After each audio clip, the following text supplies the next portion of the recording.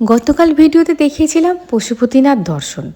তা পশুপতিনাথ দর্শন করার পর হাতে অনেকটা সময় ছিল, এসে ব্রেকফাস্ট করলাম, করে স্নান তো সকালবেলায় হয়েই গেছিলো। তা ব্রেকফাস্ট করে তারপরে আমাদের যে যার নিজস্ব গাড়ি নিয়ে, মানে যার যার বরাদ্দ গাড়িটা, যারা বাসে যাচ্ছে, যাদের গাড়ি ঠিক করা হয়েছে তারা যে প্যাসেঞ্জারগুলো গাড়িতে যাচ্ছে তারা সবাই মিলে গেলাম কাঠমান্ডুতে। আরও অনেক জিনিস দেখার আছে তার উদ্দেশ্যে। তাহলে চলো, এইটা হচ্ছে গুহেশ্বরী মন্দির। কিছু অংশ আমার ভিডিওতে ছিল, মানে আমার ক্লিপে ছিল, সেটা গতকাল আমি খুঁজে পাইনি। তা এটা হচ্ছে গুহেশ্বরী মন্দিরের ভেতর কিছু অংশ। সর্বত্রই রয়েছে লম্বা এক লাইনের মধ্যে যুক্ত হওয়া, তারপরে দেবদেবী দর্শন। তারপরে দেখো, এইবার কাঠমান্ডুর একটা জায়গায় যাচ্ছি, সেটা হচ্ছে শ্যাম্ভুনাথ, মানে শম্ভুনাথ নয়, শ্যাম্ভুনাথ মানে বলে মন্দির। শ্যাম্ভুনাথ অনেক কটা, আমি বলছি শম্ভুনাথ, বলছে না শ্যাম্ভুনাথ। শ্যাম্ভুনাথ মন্দির অনেক কটা সিঁড়ি আছে, অনেক সিঁড়ি মানে করে তারপরে, তবে এই স্টার্ট হলো সিঁড়ি, প্রচুর সিঁড়ি।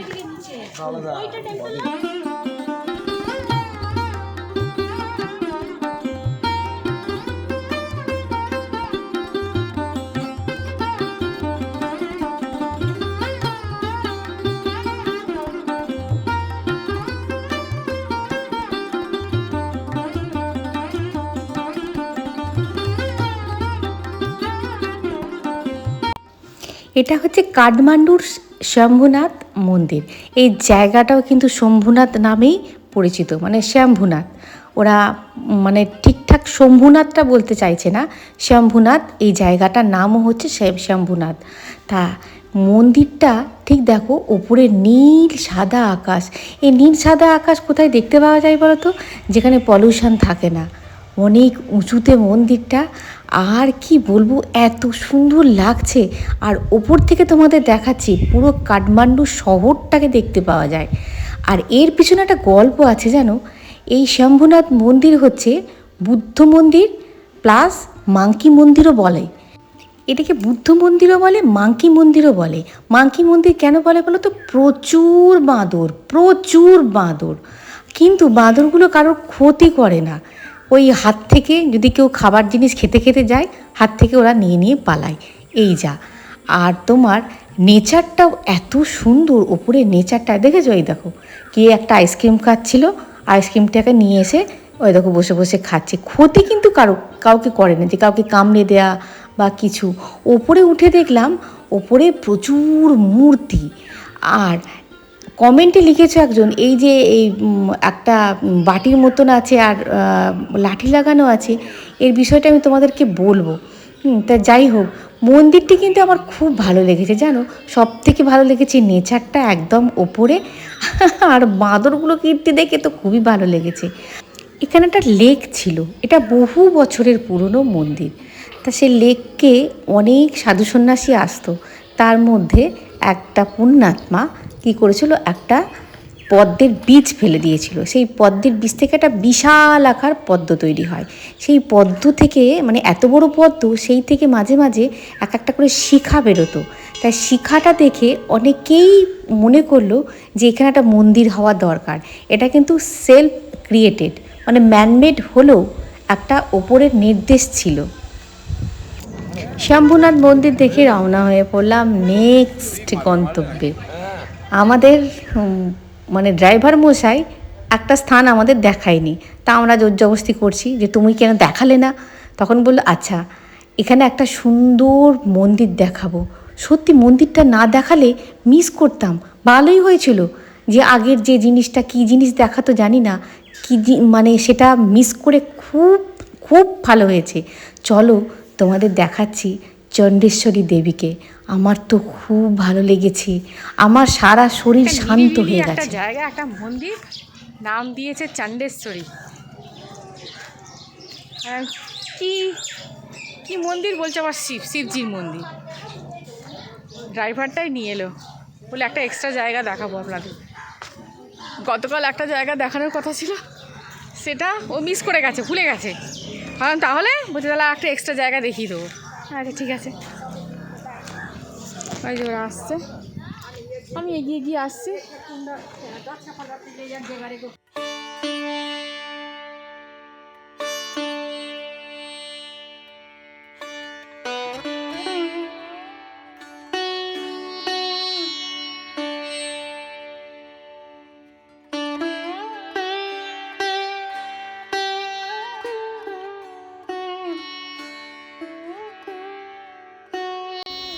সব কিছুই পূর্ব নির্ধারিত থাকে, সমস্ত প্ল্যানই। ভালো হয়েছে ড্রাইভারটি যে জায়গাটা দেখানো ছিল, নির্ধারিত ছিল, সেটা না দেখিয়ে এক্সট্রা এইটা দেখাতে নিয়ে এসেছে। কি যে ভালো লাগছে মায়ের দিকে তাকিয়ে, মানে পাথর খোদাই করা মা। এটা হচ্ছে চণ্ডেশ্বরী। আমি মাগো দরকার ছিল, এসে যখন দাঁড়িয়ে আছি তখন আমি একা, প্রভু করছে ভিডিওটা, আমি একা। এত ভালো লাগছে, মনে হচ্ছে যেন মূর্তিটার সামনে দাঁড়িয়েই থাকি। অনেক কিছু বলার আছে, অনেক কিছু বলার আছে তোমাকে। কথাগুলো বলার সঠিক জায়গা হয়তো মা এটাই ছিল, এটাই তুমিও চাইছিলে যে আমাদের মতন ভক্তরা তোমার কাছে আসুক। সেই জায়গাটা দেখানো হয়নি, কী জায়গাটা ছিল জানি না মা, তবে হ্যাঁ তোমাকে দেখে যে শান্তিটা পেলাম, হয়তো সেই জায়গাটা দেখে শান্তিটা পেতাম না। যা হয়েছে ভালোর জন্যই হয়েছে। মায়ের জন্য কি অসাধারণ মূর্তি, ওদিকে 5টা মুখ, এদিকে 5টা মুখ, 10-10টা হাত, অথচ বলছে চণ্ডেশ্বরী। মাগো যা মনস্কামনা আছে আমাদের সবাইকার যেন পূরণ হয়। আমার শুধু একার হলে হবে না, সবাইকে তো তুমি নিয়ে এসেছো এখানে।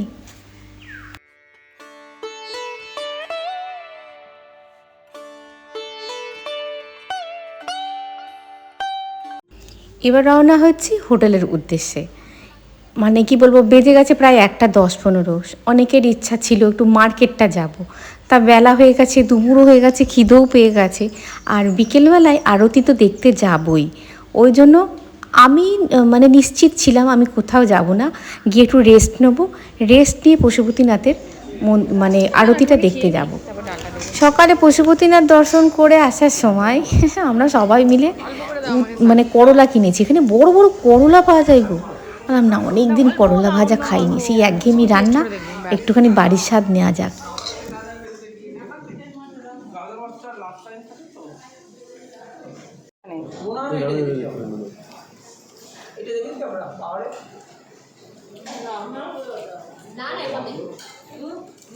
হয়তো চলে আসুন। আমরা উচ্ছে নিয়েছিলাম, সকালবেলা উচ্ছে কিনেছিলাম। দেখবেন? ঠিক আছে।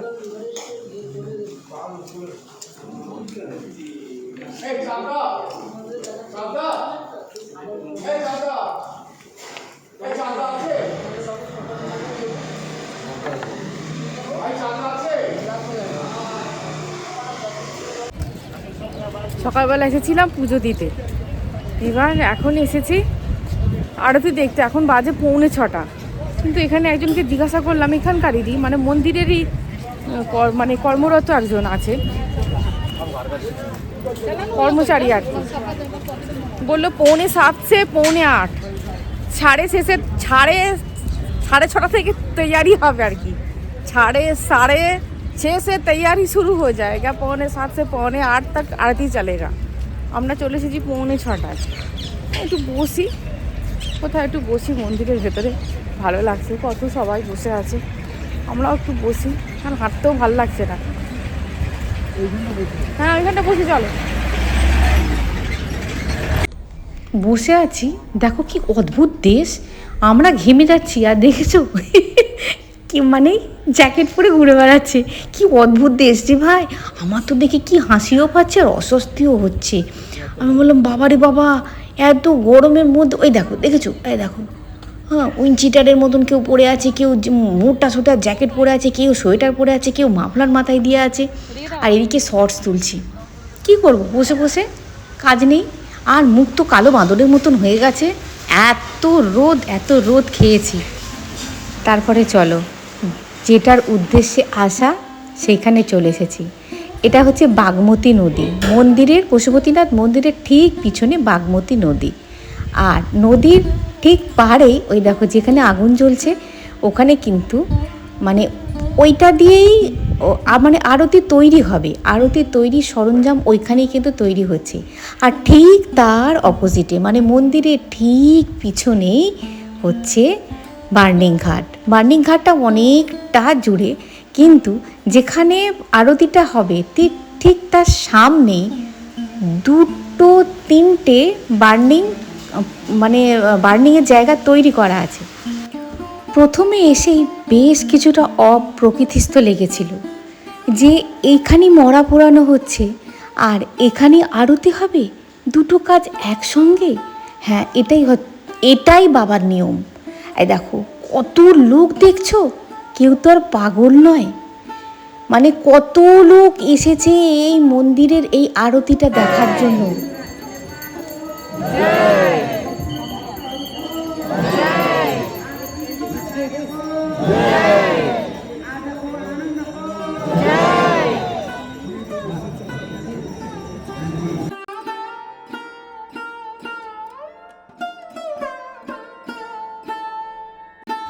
আমি অনেক কিছু ক্যামেরা বন্দি করেছি, কিন্তু তোমাদের সবটুকু দেখাইনি, তোমরা একটু ভয় পেয়ে যাবে বলে আমি সবটুকু দেখাইনি।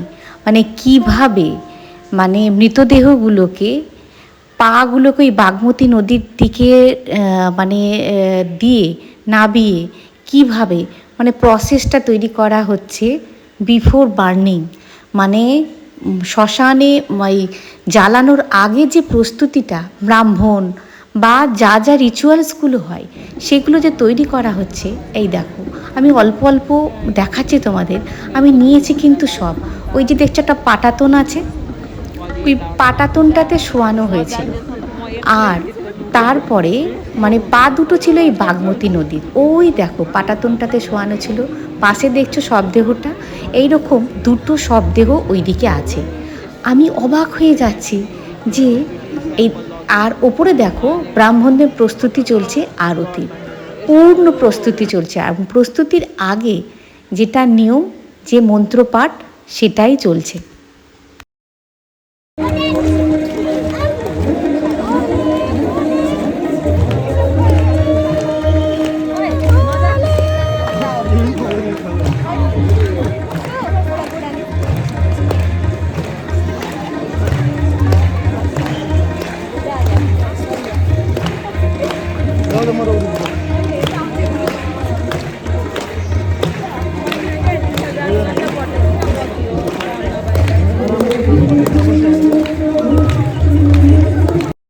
হাজার হাজার লোক মজুদ, দুটো কাজ একসঙ্গে চলছে।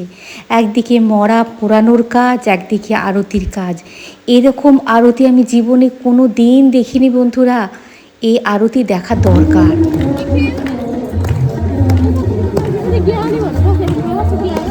পশুপতিনাথ বাবা পশুপতিনাথ।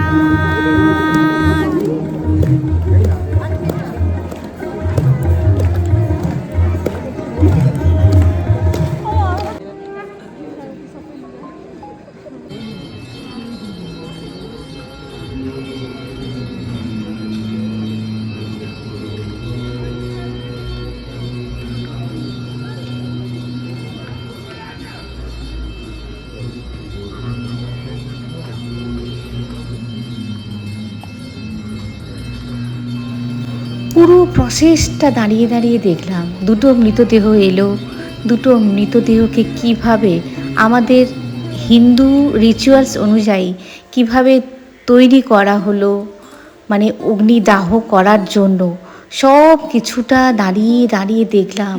আর এদিকে তোমার আরতির প্রস্তুতিটিও দেখছি। মানে খুব কাছে যেতে পারছি না, কেননা একটু দেরি হয়ে গেছে। দেরি হয়ে গেছে বলতে কি, এইখানে যে এই প্রস্তুতিটা শুরু হয়ে গেছে, সবাই জমায়েত শুরু হয়ে গেছে, সেটা আমাদের জানা ছিল না বন্ধুরা। হয়তো আরও কাছে থেকে তোমাদেরকে দেখাতে পারতাম। ওই জন্যে বলে ফার্স্ট অ্যাডভান্টেজ নিতে হয় সর্বত্রই, না হলে কিন্তু অনেক কিছু জীবনে মিস হয়ে যায়। যাকগে, মানে দুটো জিনিস একসঙ্গে, অনুভূতিটা যে কী অনুভূতি, কী একটা মানে কি বলবো রোমহর্ষক অনুভূতি, আমি তো ঠিক তোমাদের ঠিক বলে বোঝাতে পারছি না। দেখছো ওইদিকে দেখানো হচ্ছে তোমার আরতি, ওইদিকে প্রস্তুতি চলছে, আর এদিকে দেখো মালা টালা দিয়ে সাজানো হচ্ছে দুটো মৃতদেহকে। আর দেখো আমি খালি ভাবছি, ওই দেখো সাদা একটা মৃতদেহ, সেটাকে এখনও তৈরি হয়নি, একটা মৃতদেহ অলরেডি তৈরি হয়ে গেছে। মানে ওনারা কতটা ভাগ্যবান বা ভাগ্যবতী ছিলেন, মানে আমি অবাক হয়ে যাচ্ছি। এখানে পশুপতিনাথের মানে আরতির মানে সময়ে ওনাদের দেহ সৎকার হচ্ছে, মানে ভাবা যায় মানে পুণ্যাত্মা, ওনারাও হয়তো পুণ্যাত্মা ছিলেন। আর দেখো এটা দর্শন করছি, এটা দর্শন করছি মানে কি, এটা ভোলানাথ বোঝাচ্ছেন যে জীবন একদিন শেষ হয়ে যাবে, কবে আমাকে ডাকবি, আমাকে ডাক, আমার ডাকে সামিল হ, আমার আরতিতে সামিল হ, আমার পুজোতে সামিল হ, কবে হবি। খুব ভালো লাগলো, খুব ভালো লেগেছে বন্ধুরা, এত ভালো লেগেছে যে বলে বোঝানো যাবে না। প্রভু বলছে তোমার ভয় করছে না? বললাম না তো, ভয় করবে কেন, বাবার কাছেই তো আছি, ভয়টাই করবে কেন, সত্যি বিশ্বাস করো এতটুকু ভয় হয়নি। আর আমি যে ভিডিওগুলো তুলেছি, আমি সেই ভিডিওগুলো এখানে দিতে পারলাম না, হয়তো ক্রাইটেরিয়া আছে কিছু, হ্যাঁ আমি সব কিছু দিতে পারলাম না, বা তোমরা সহ্যও করতে পারতে না, তাই আমি দিলাম না। এখানে কিন্তু আরতি অলরেডি আরম্ভ হয়ে গেছে।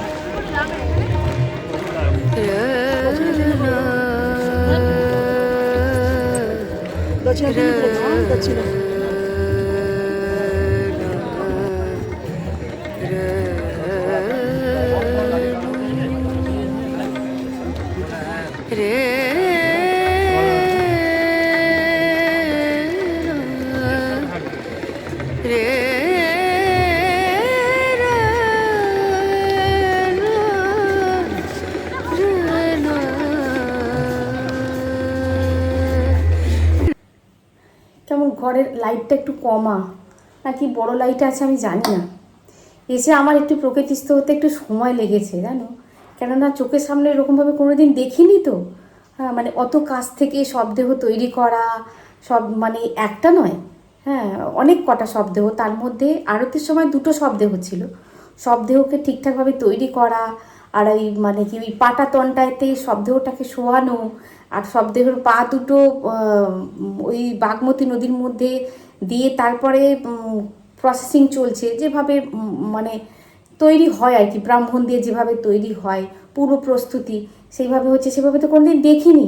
তারপর আবার মানে প্রথমে মন্ত্র উচ্চারণ হলো, অনেকক্ষণ ধরে মন্ত্র উচ্চারণ হচ্ছে, তারপরে তো দেখলে কত লোক দিয়ে দেখতে দেখতেই কখনো কখনো অপ্রকৃতিস্থ হয়ে পড়ছি, যে একদমই পুরো ঠিকঠাক আছি তা নয়, মনের মধ্যে কত কি আসছে জানো তো।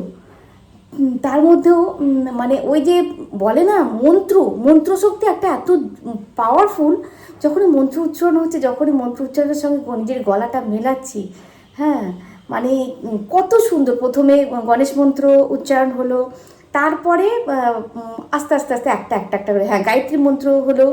আর যে গাইছিলেন আমি সব মানে একটু দূরে ছিলাম, তোমাদের ক্যামেরাটা ক্লোজ করে আমি দেখাচ্ছি, মানে কিন্তু বেশ দূরে ছিলাম, মানে কাছে যেতে পারিনি, ওইখানেই তো সময়টা নষ্ট হয়ে গেছে। আর তোমার কি বলবো, এত সুন্দর ওনার গায়কিটা এত সুন্দর, এত ভালো লাগছিল না। ওইখানে তো যাতা লোক থাকে না, একটা পশুপতিনাথের মানে আরতি হচ্ছে, যাতা লোক নিশ্চয়ই গাইবে না, এত ভালো গাইছে হারমোনিয়াম রুগীতাবলা সহযোগে, এত সুন্দর লাগছে। তার মধ্যে একটা চিৎকার, হ্যাঁ মানে প্রভু বলে এখান থেকে তোলা যাবে না, তুমি এখানে থাকো, আমি একটুখানি সামনে গিয়ে তুলে নিয়ে আসি। যেই প্রভু সামনে গেছে, প্রভু বলছে আমাকে ধরে দাদা দাদা দাদা ওকে মানে ধরেছে। তখন প্রভু দেখছে যে আমাদের সঙ্গীতে এসেছে মহিলা, মানে উনি প্রাইমারি স্কুলে চাকরি করেন, আর ওনার বলছে দাদা আমার হাজব্যান্ড খুব অসুস্থ হয়ে পড়েছে।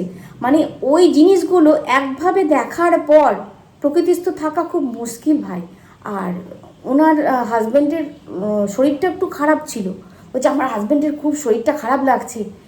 দিয়ে আমি বললাম প্রভু হাসছে না কেন, এত দেরি হচ্ছে কেন, আমি দাঁড়িয়ে আছি। তারপরে দেখলাম ওনাকে ধরে ধরে ধরে ধরে নিয়ে আসছে, সঙ্গে ওনার স্ত্রী আসছে। বললাম কী হয়েছিল, বলছে হঠাৎ করে কেমন অসুস্থ হয়ে পড়েছে।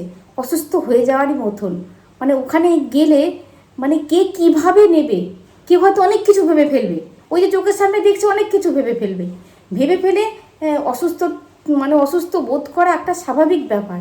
কিন্তু আমার একটা অন্য অন্য স্পিরিচুয়াল একটা অনুভূতি হয়েছে, সেটা আমার মধ্যেই থাক, আমি সেটা তোমাদের সঙ্গে শেয়ার করছি না।